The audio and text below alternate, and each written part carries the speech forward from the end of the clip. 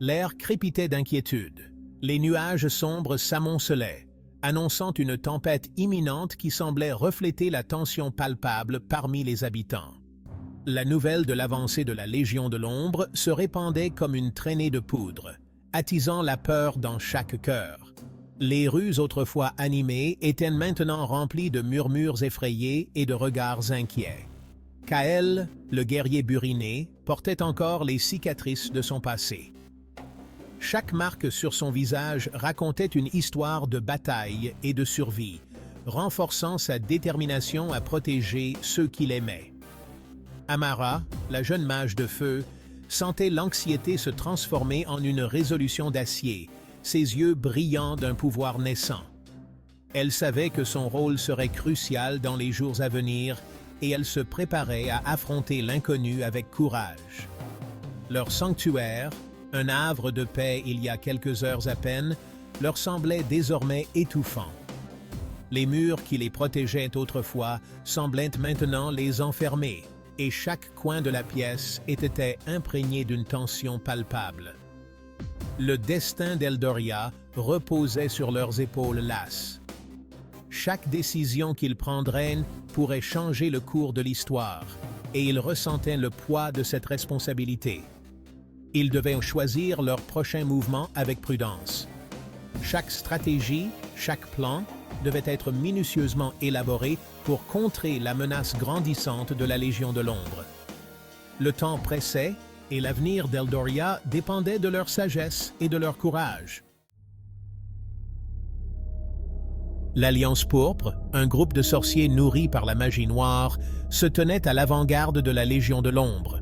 Leur chef, l'énigmatique Morzan, était un spectre cauchemardesque. Les lieutenants de Morzan préparaient le siège, se délectant de la peur qu'il semait.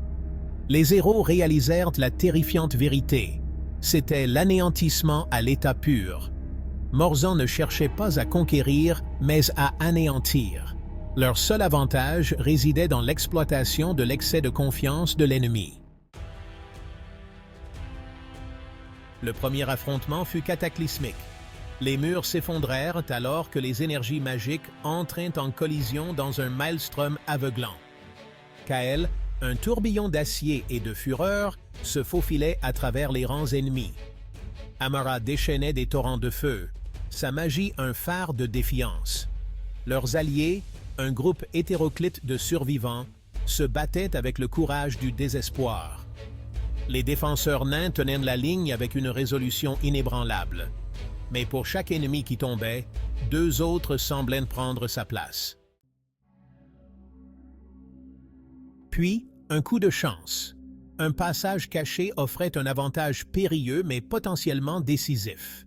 S'ils pouvaient naviguer dans les tunnels, ils pourraient frapper le flanc de l'ennemi. Leur espoir fut de courte durée. Alors qu'ils traversaient le labyrinthe, une présence glaciale les enveloppa. Ils tombèrent sur une caverne, son entrée drapée de ténèbres. Valen, le lieutenant le plus fidèle de Morzan, se matérialisa dans l'ombre. Valen, un sourire cruel tordant ses lèvres, libéra une vague d'énergie noire. Kael et Amara parvinrent de justesse à lever leur défense à temps, mais il était trop tard pour l'un de leurs compagnons. Jace, le jeune voleur, recula en titubant, une expression de trahison gravée sur son visage. Une dague, matérialisée par les ombres, dépassait de sa poitrine. Les héros, le cœur lourd de chagrin, regardèrent Jace s'effondrer. Valen, se délectant de leur désespoir, révéla la marque de Morzan sur son front. Valen siffla. « Votre cause est bâtie sur des idéaux naïfs, sur une confiance si facilement brisée. » Il désigna du geste le corps de Jace. « Voilà le prix de votre faiblesse. » Kael rugit, sa rage une force tangible, se précipitant sur Valen. Le sorcier rit, sa forme scintillant alors qu'il disparaissait dans les ombres. Amara, son chagrin se transformant en fureur, déchaîna une vague de feu. Mais Valen était parti, les laissant aux prises avec les conséquences. Même face à une telle perte, leur résolution n'a pas faibli. Leur fuite de la caverne qui s'effondrait fut un flou, une course désespérée pour la survie. Les murs de pierre se fissuraient et s'effondraient autour d'eux, chaque pas était une lutte contre le temps. Les échos des rochers tombants résonnaient comme des tambours de guerre, pressant les héros à avancer plus vite, à ne pas regarder en arrière. La poussière et les débris obscurcissaient leur vision, mais ils savaient qu'ils devaient continuer, qu'ils devaient sortir de cet enfer. Ils émergèrent dans le chaos de la bataille qui faisait rage. Le fracas des armes et les cris des soldats remplissaient l'air, un contraste brutal avec l'obscurité oppressante de la caverne. Le champ de bataille était un tourbillon de violence et de désespoir, chaque coin de terre disputé avec acharnement. Les héros, à peine remis de leur fuite, se retrouvèrent plongés dans une nouvelle lutte pour leur survie. Les forces de Morzan, renforcées par la magie noire, repoussaient les défenseurs. Les éclairs de magie noire illuminaient la nuit, transformant le champ de bataille en un cauchemar surréaliste. Les soldats de Morzan, implacables et sans pitié, avançaient inexorablement, écrasant toute résistance sur leur passage. Les défenseurs, épuisés et désespérés, luttaient pour chaque pouce de terrain, mais la puissance de la magie noire semblait invincible. Eldoria était au bord du gouffre, la lumière de l'espoir vacillant dangereusement. Les murs de la ville, autrefois imposants, étaient maintenant criblés de brèches, et les défenseurs, épuisés, se battaient avec la dernière once de leur force. Les flammes des torches vacillaient dans le vent, symbole fragile de l'espoir qui s'éteignait. Les habitants, terrés dans leurs maisons, priaient pour un miracle, pour une intervention divine qui pourrait les sauver de la destruction imminente. Ils avaient besoin d'un miracle, d'une distraction suffisamment puissante pour leur faire gagner du temps. Les généraux se rassemblaient, cherchant désespérément une solution, un plan qui pourrait inverser le cours de la bataille. Les héros, conscients de l'urgence, savaient qu'ils devaient agir vite. Chaque seconde comptait, chaque décision pouvait faire la différence entre la vie et la mort. Amara, les yeux remplis de résolution, sut ce qu'elle avait à faire. Elle se tenait droite, malgré la fatigue et la peur, son esprit clair et déterminé.